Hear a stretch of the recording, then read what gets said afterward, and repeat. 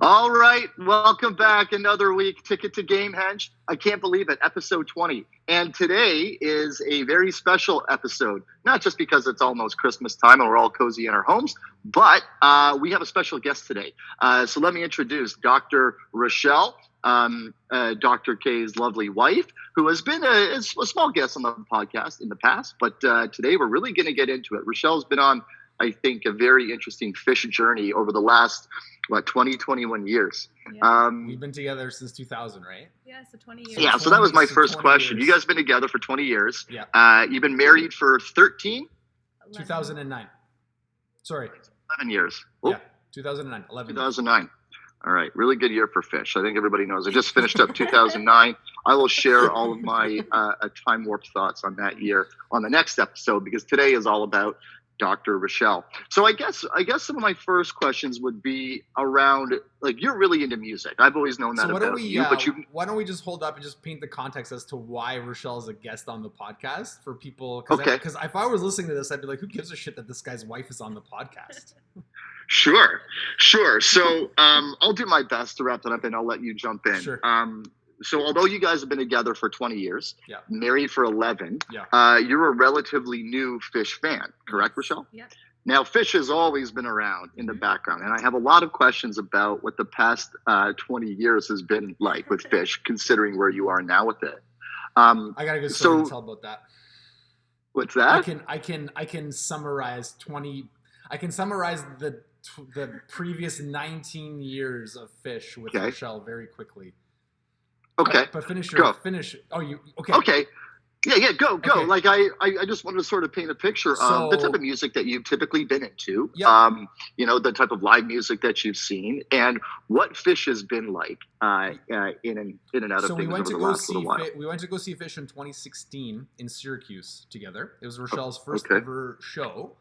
And I was like, oh man, like Ari was old enough to start. So our oldest son was old enough to start staying with my parents, and Rachelle was pregnant with Vetti at this time in 2016. So it was like a really nice time. Gotcha. I'm like, we can finally go check this out.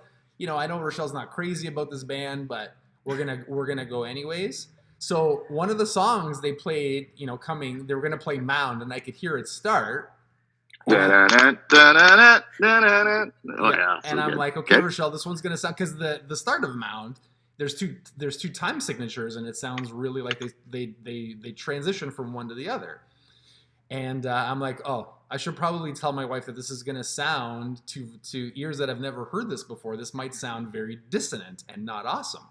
So I tell her, and then I turn around to look to see if she's doing okay. I need you to look at the screen for a second. And she has her fingers in her ears like this, and she's going, ah. That's the best, especially considering where you are now. That's the best. I'm like, how did I ever think that? I feel terrible. So if we can summarize, and like there's been other, let's be kind and call it bickering around Phish over the past 20, but that really put the icing on the cake right there. Gotcha. So I've got that show up. If I have it right, is it July 10th, 2016? Yeah. Open with Landlady? Yeah. Blaze On, great, which would have been very new at the time. Ha ha ha, always good. Friends, Tube, Short Tube. Destiny Unbound, which I think, based on the poll that I put out about the top Mike songs that Mike vocalizes, Destiny Unbound was one of the top songs there. Mango Song, which actually started the Phish, has a song called Whatever Game that Megan and I play, the Mango Song. Timber, 3 times. I got to listen to the show. It's good. Ballad of Curtis Lowe. It's a good show. Interesting set. The Drown to start the second set was awesome. Twist was awesome.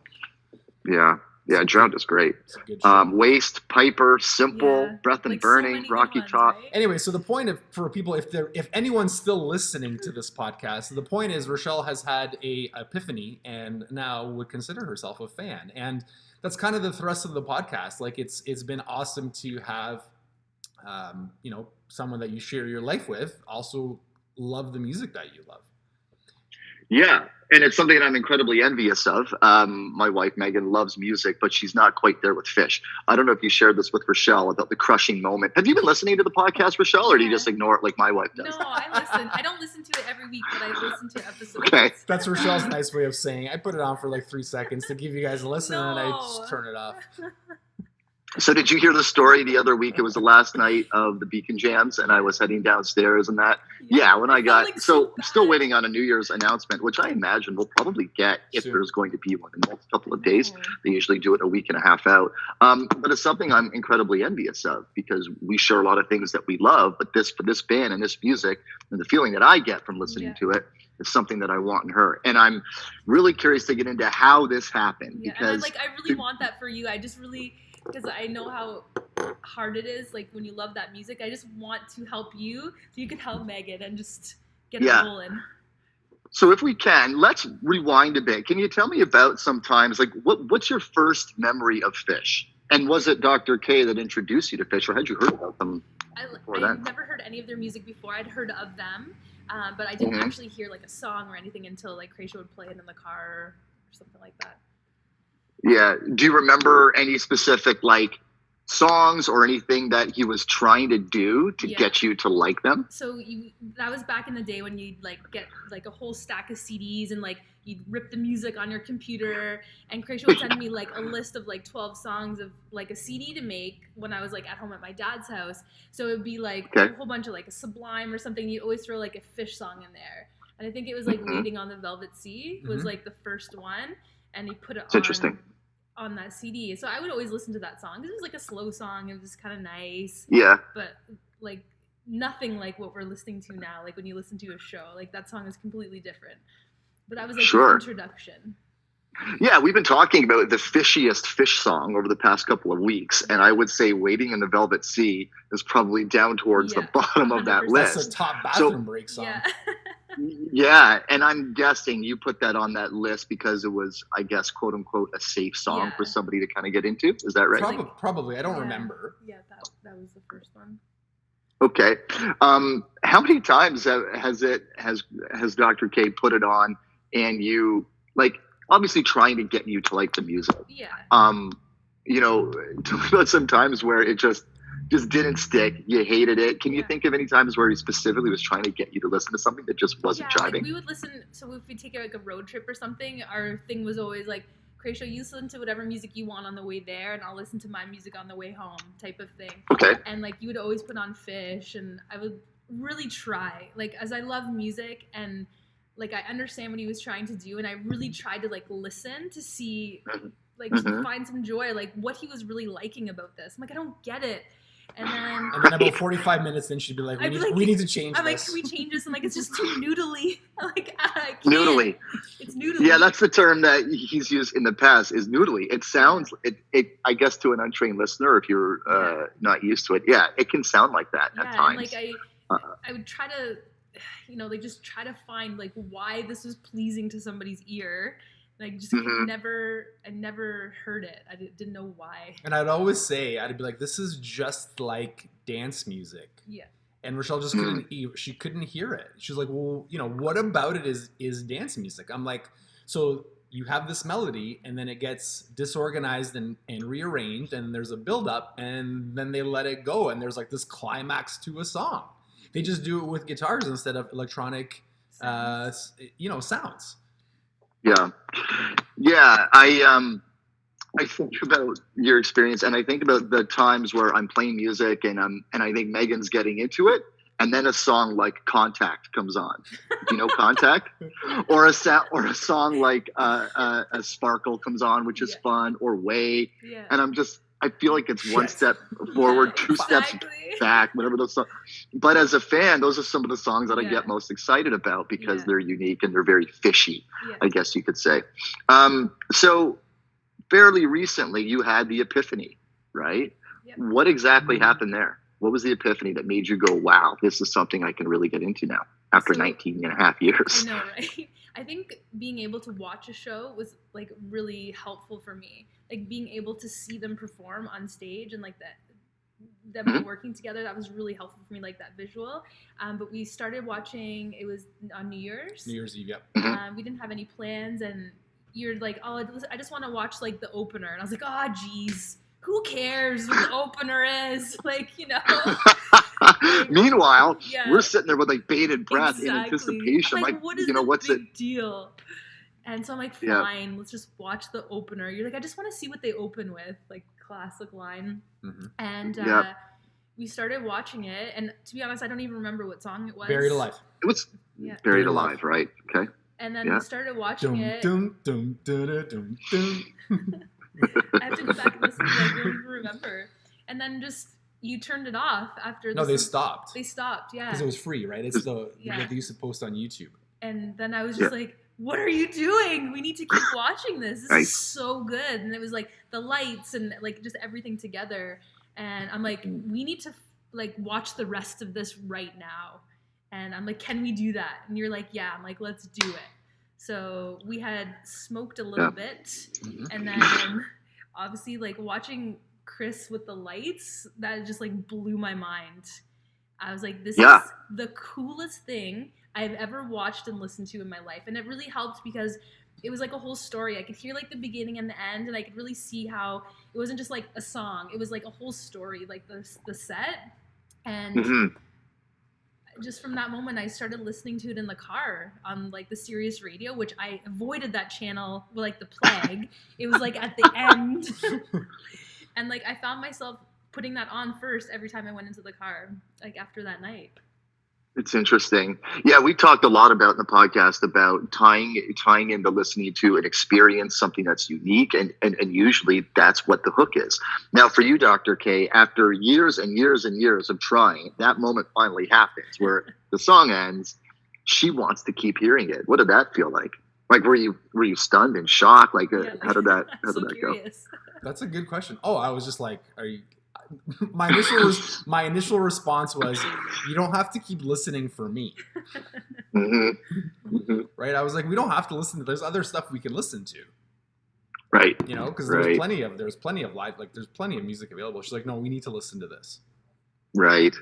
That's awesome. Like, Now, so I think, as you know, I've been a fan of Phish. I would say a casual fan since, high school with Dr. K. But I got off the train for a long time. And then with the show we went to a year and a half ago, got back onto it.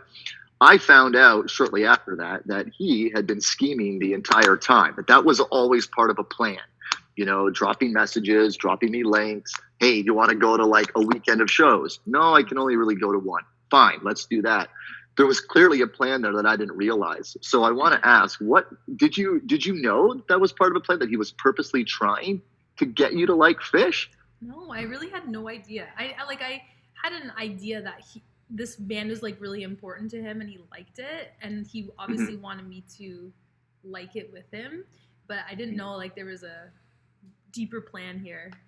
Yeah. So what are some of the things that were part of that plan? What were you trying to do? Who, me? Yeah. Honestly, like at that moment, it wasn't part of a plan. It was literally, we're just chilling and, I'm like, But over the years, is it just like playing in the car, trying to listen to this song? Like, because you did some specific things with me to get me back on the train. Was there anything that you were devious about? So it was funny. I just always wanted people to have a good time and enjoy the things that I enjoy. This is gonna sound really self-serving and like horribly egotistical, but I have a good taste in music, and I want people that are around me, I want us to be enjoying. Like when we used to get together at your place, we'd bring over the Grateful Dead, and then like Drew Coburn would try to ruin it, and I'm like, no, I don't need to hear your lame ass Three Doors Down song right now. We need to listen to good music that's going to pump us up. And I always wanted everyone kind of in on that, like, you're in the crew because you like what we like type of thing. And, the people that are closest to me, I want that. And I guess it's a form of peer pressure. I think I just became more clear on that. And I'm like, I want to enjoy this with the people that I'm closest to, and everyone else can kind of like, I don't really care. Yeah, I can appreciate that. I think it's it's tricky, right? Because we've talked about when people try to not force opinions on you, but you need to like this. You should like this. It's a tough thing to take from somebody, I would assume. And I would imagine when somebody tells me that I have to do something, my immediate reaction is to not do that. Don't tell me what I have to do. I'm going to do the total opposite. So it's very tricky. Well, that's why I don't talk about it. That's why I just do it, right? Like one of the things, like when Rachelle's friends would come over and like she'd hang out with her friends, like they would get super excited about like this DJ did this set and like he put out this song, and they were like really happy, and it was just awesome. I'm like, fuck, man, I want to feel happy like that with my buddies. Right. Gotcha.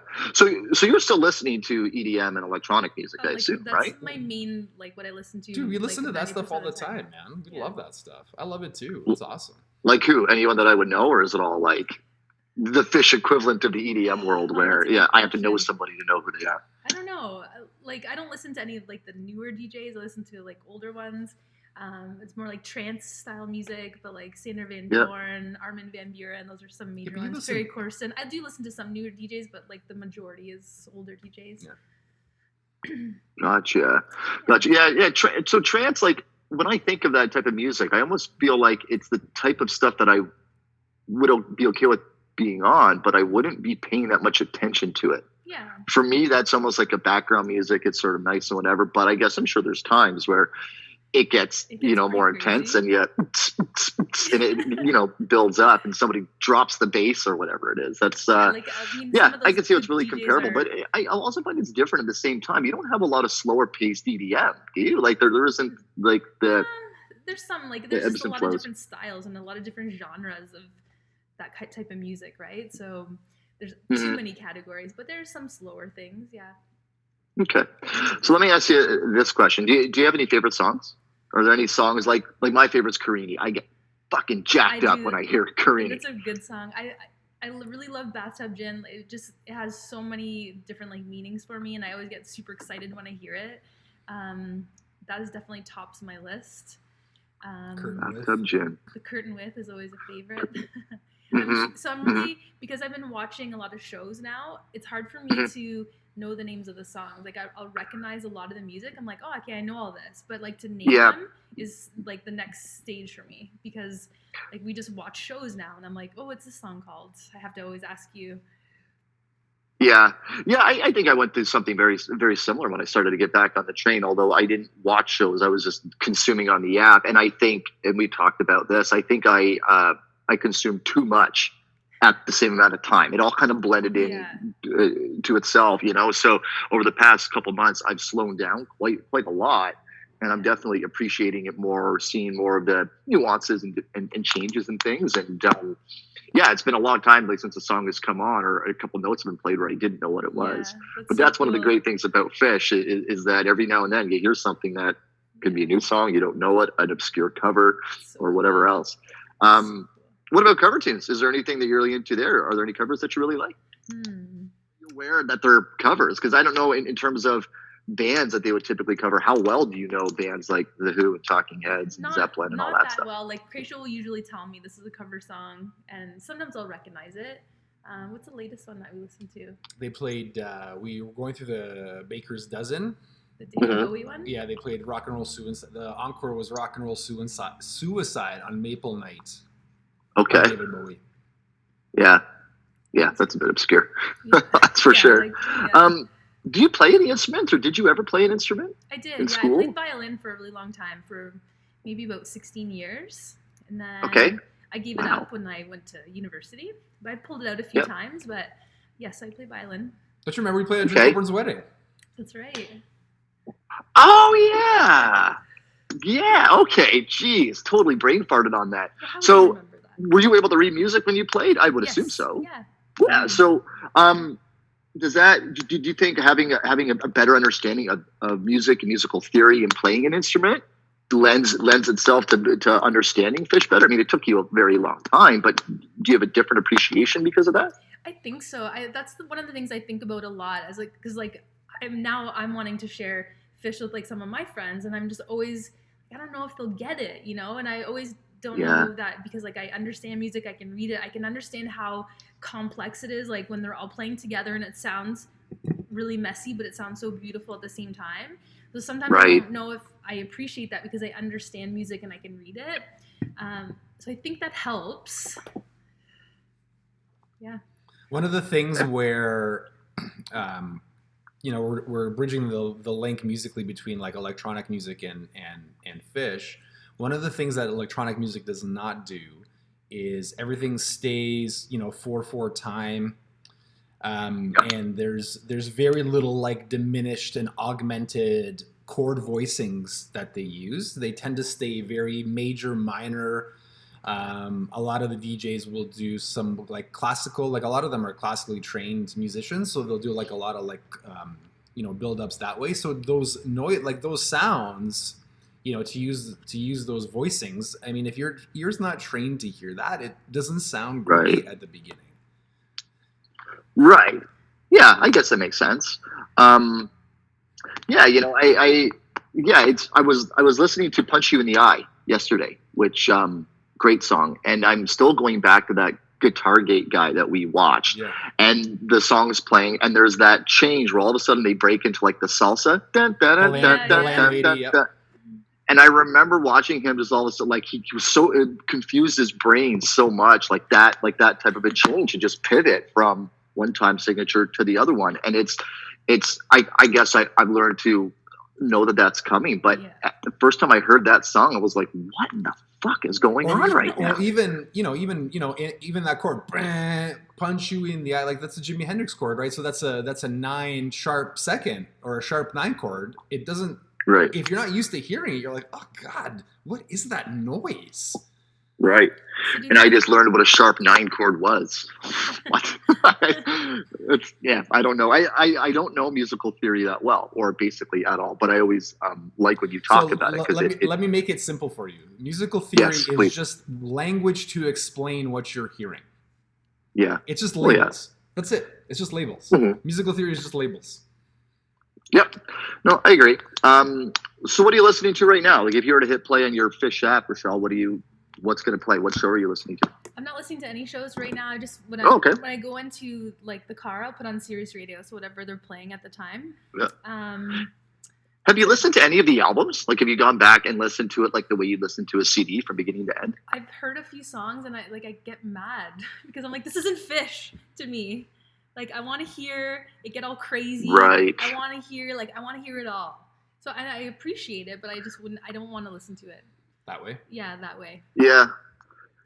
I think you're right, but I also think about like the way my brain works in terms of structure, to just jump into live Phish. There are like 300-400 songs. I find it somewhat overwhelming. Yeah. Like I think if I were to be going back into it or going in fresh, I'd probably go into albums in different eras and try to have an understanding of what was written at the same time, what was flowing together. But yet in the same breath, I would say the only way to listen to Phish is to listen to live Phish. Yeah, because like that's how I listen to dance music. I never get the album and listen to their songs. Oh, you get mad? I get mad. I'm like, why are they doing this? Like, I want to listen to the whole show. I love the live shows, and I want to hear it from beginning to end. And like, that's how I listen to it. Gotcha. So New Year's plans. I know the world's in lockdown. We can't really do anything. Nothing's been announced. I would assume you guys were looking forward to a New Year's announcement. Yeah, of some kind. I just feel like I don't know enough about this stuff because I'm so new, but I feel like they should have announced something already. They will. It'll be today, tomorrow. Okay. I'll bet you it'll be today or tomorrow. It seems to be a week and a half out. Assuming they're doing something and considering their track record with New Year's, they kind of have to. Like, I think it's somewhat obligatory. Maybe I'm wrong, but I think we'll see an announcement, and it's got to believe it's going to be a New Year's show. I would think 95. But you think 95? Why not? Why not go for like an all-timer? I agree. I don't think we're going to see Cypress Creek. That would be amazing. Would that be like an 8-hour YouTube video? Exactly. Good Lord. Because there's a video of it that exists out there, but it ends with about 2.5 hours to go. Yes. Like it's 4.5, 5 hours long, which I guess you can find, and it's been hung up downloading on my computer for months. Like I haven't been able to finish that. It's been trying forever, and I can't seem to get it. So that would be great. I think if I'm being a little bit more Mm-hmm. predictable, I think it's going to be a 3.0 show. Probably More than likely, just due to what we've typically seen. But if it's a 1.0 show, I would be super thrilled. Speaking of 1.0, it was November 28th, 94, Bozeman, Montana. So I have a question for you before we kind of transition into Bozeman. So based on what's the plan moving forward now with your wife? It's a good question, and I wanted to get some more information, just about like learning from you guys what you've done and what's been going on. So I don't really have anything specific. I play it a lot. I've got the kids hooked. So she's outnumbered 3-1, which is really, really good. Over the past month, I've been, so to back it up a step for Rachelle, I play music at bath time every night. Our routine is I give the girls a bath. And for any of you weirdos out there, my girls are 4 and 2, so don't get any creepy ideas. So we play music, and over the past month, I've been changing it up. I've just been playing, whatever bands that I like, that I used to listen to, stuff from whenever. But in the past week, I've been asking them, what do you want to listen to? Nice. And without like Phish music is what they call it. Phish music. I took, we went out to pick up online groceries the other day. We just had a grocery pickup that we needed to do. I brought Grace, and we jumped in the car. And Grace, what do you want to listen to? I thought she was going to say Blippi, because we listen to Blippi in the car all the time. And she's like, Phish music. Aww. Perfect. Right? She's she's into it. Charlie's into it, the other one. And Megan loves music. She just doesn't get Phish yet. She just doesn't get it. Like there are songs that you can tell that she likes. She comes back in the bathroom as we're wrapping up bath, and she picks up Charlie to dry her off, and she's dancing, and she gets into it. But like I said, it seems like whenever I feel like I'm making progress, quote unquote weird song comes on, and she's like, what are you listening to? She'll walk in the middle of like the vocal jam at the end of the end, where they're like chanting like they're about to go into a trance or something, and I'm like, damn it. Or she walks in and the line is, the tires are the thing on your car, and just like, damn it. Yet I honestly believe that we'll get to a point where you are, she'll start to like it and love it, but I think it's going to take some time. And I think it's going to have to be some sort of a live experience. Yeah, like, has it doesn't she ever sound sat like down and watched a show with you? Like, does she do that? No. Parts of it. Yeah. Parts of it here and there. Like I put on clips. We did in the summertime. I think, what episode was that? It was like when Dinner Movie was still kind of new. It hadn't been going on very long. Yeah. I think it was the second or third episode of this podcast that we did. And she watched it, but she was on her phone. Yeah. It wasn't the, you know what it's like, right? Back in the day, you go, okay, listen to the song. Yeah. And you play the song for your friend, and they're not listening to it. Yeah. You're like, fuck, damn it. It was kind of like that. Yeah. So she does like it. I think it's going to take a real concert, a real live experience. She's not a drug person, so I think it'll be a lot of work to get her to enhance it that way. But you never know. I'll never say never. That could backfire too. Like if you're not that type of person, like paranoia is a real thing, man. I know, but I don't know. Yeah. If you're in like the comforts of your own home and watching a show and just there's a lot of rules around it, and we've only really done that once. It was years ago. A buddy of ours made some cookies, and we had them. Yeah. And about an hour in, the classic famous last words, I don't feel anything. Yeah. and then she stands up to go to the bathroom and has to sit back down, and she was like, whoa, I don't like this. Yeah. I don't like this. She felt kind of like drunk and a little bit tipsy, which is very different from other things you could do. So I think she thinks that every experience will be like that, when in reality it's not. I'll keep working on it. But to answer your question, there was a moment we talked about not too long ago where it was a Beacon Jam show. I was in here watching it. She came down, and what song was it, Rachelle, we talked about, where all of a sudden there was a change in the song. She was watching it and she was really enjoying it. It was an acoustic song that he was doing with just the piano and the strings. And he made just a Phish song where they make a time signature change. It goes different. And she was like this. She goes, okay, I gotta go. It confused her too much. It was like, what the hell is this? Yeah. And walked away. So there are moments, there are glimpses of hope that are in there. Not all hope is lost. After my crushing New Year's defeat a few weeks ago, I bounced back, and 20 years, man. 20 years, dude. Yeah. And like I said, if the kids keep progressing and if they like it, I got numbers. Yeah, she's gonna get outvoted. So there's that. So, yeah, we'll see. I'll keep you guys posted, but I'm gonna keep trying. Good. Just passively. I'm not gonna be too aggressive with it because we got time. That might like be the other thing too. Is like, I don't know if Krisha is really wanting me to like this. Might be hesitant and be like, I don't want to. So right. I think there's a big difference in like wanting something and then expressing the overarching need to want to have something. Like there's things in my life that I really, really want. I just don't talk about them all the time, right? Like there's a difference between wanting something and then being like, okay, let's reverse engineer this and think about how, over 20 years I can make this a reality in my life. Because when you start thinking in like 20-year gaps, there's a lot of pressure that gets taken off the situation. Sure. Like for New Year's, it was never even like, oh, this is another ploy to get my wife to watch Phish. It was just like, I'm really genuinely interested in what the hell they're going to open with. Right. Right. And I was totally cool with like watching something else after. Okay, great. That was fun. I'd like to really watch the show, but Rachelle doesn't, so we're just going to move on. No big deal. So how many shows would you say you guys have seen since then? Like all of the dinner movies. Okay. Everything that you have downloaded, right? So we watched like the Clifford. I feel like we watched like 30 shows. Well, now. we probably we watched a show. It's been about a year, right? Yeah. So we've watched at least one every week. Yeah. Wow. So we're talking probably about 50 30, shows, give or take. Yep. Yeah. Jeez, Louise. Do you have any favorite band members? Like, is there anyone in the band that you particularly like more than the other three? I love this. It always changes, like, depending upon, like, the song and the situation. So there's times when, like when Paige is playing Bathtub Gin, I lose my mind. I'm like, he's the best. He is, like, like a mad scientist. Like, he's a composer. He's, like, a real composer. I have all these, like, thoughts. And then, like, there's sometimes when Trey is just going crazy on the guitar. Like, I don't even know how he's making these notes sound so beautiful. And I'm just like, he's the best, Yeah. And then, like, you hear, like, Fishman on the drums, and I'm like, how is he this precise and perfect for this many hours? He is, like, a master. And then I'm like, he's my favorite. Rachelle is playing reverse psychology. Mike's her favorite member of the band. No.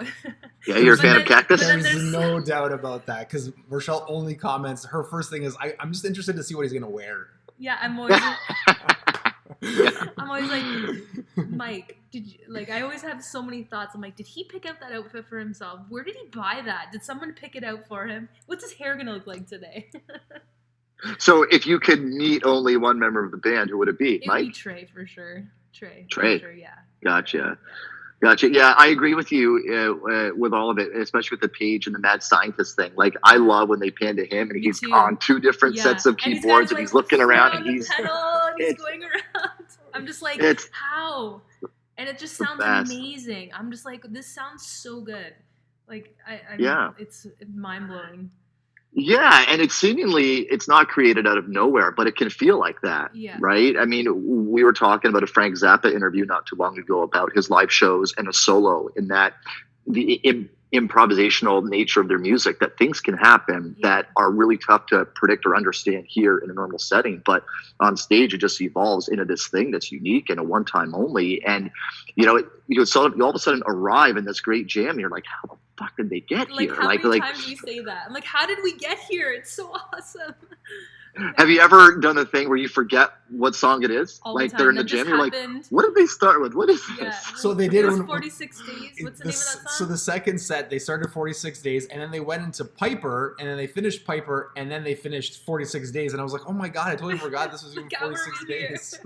I love when that happens, though. But I'll look to you, and I'll be like, how is this so good? Like, we say that so many times. I'm just, like, baffled. They're just so amazing. Yeah, pretty awesome. So November 28th, 1994, I need to listen to this. I'm looking at the set, which is bad for me to do because I usually like to go in blind. You'll forget by the afternoon. Don't worry about it.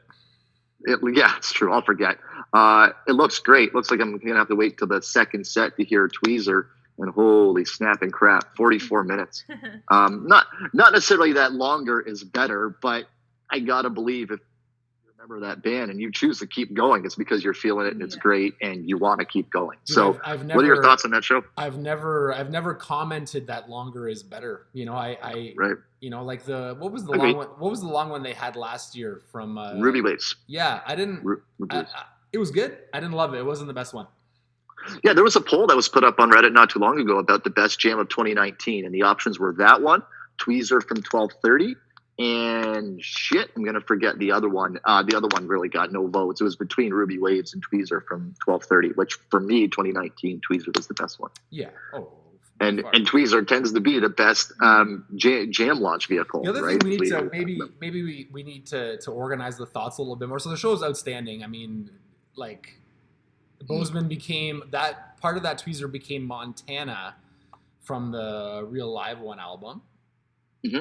I think more importantly though, I mean, listen, the show's great. What do you want me to say? It's just awesome. Just listen to it. But I think maybe for next week we need to talk about, because I posted a question on Reddit. I was looking more for like standards on judging the fishiest element. Yes. And nobody answered my question. Everybody just commented like with a song that met the standard. So does that mean the standards are correct? Yeah, that's a good question. It's funny, right? People, it's a really good example of people see what they want to see, they hear what they want to hear.